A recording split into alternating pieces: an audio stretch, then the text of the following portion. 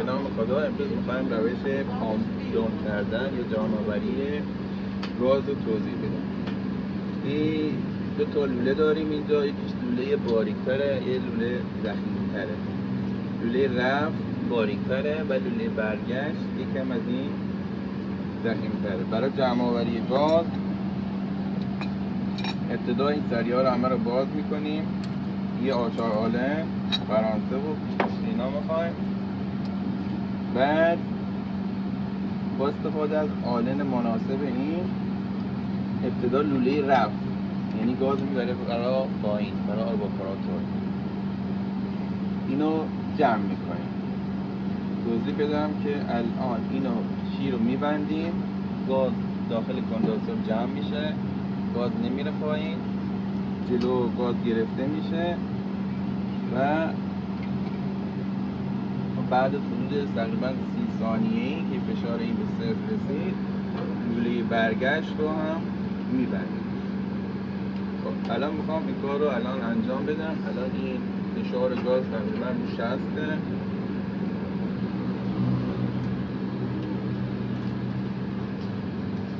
شروع میکنم به جمع‌آوری این.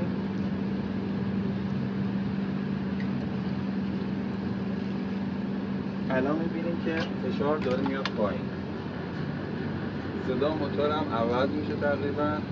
الان اگه وقتی به صفر رسید شروع میکنیم به بستن این. وقتی کامل اینو بستیم الان به صفر تقریبا داره نزدیک شده، اینو میبندیم.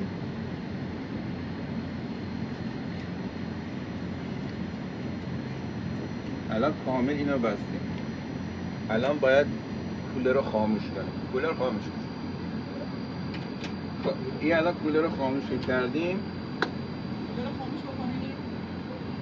کولر خاموش کنیم.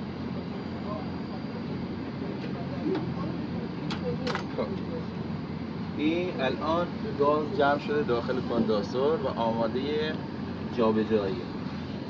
فیز رو قطع میکنیم، اتصالات جدا میکنیم، این لوله ها رو جدا میکنیم و این الان دیگه آماده میشه برای جابجایی. بعد از اینکه این اتصالات رو جدا کردیم، این اتصالات اینا رو جدا میکنیم. نکته که خیلی مهمه حتما باید رعایت کنیم،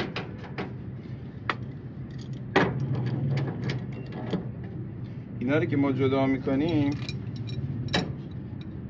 باید حتما سرشو چسبی یا درپوش مناسب قرار بدیم.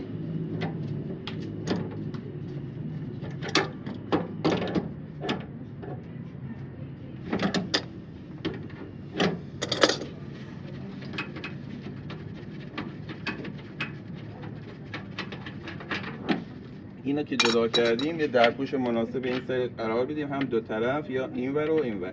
این گرد و خاک و رطوبت داخل اینا نشه و بعدا اینجا دردسر نکنه.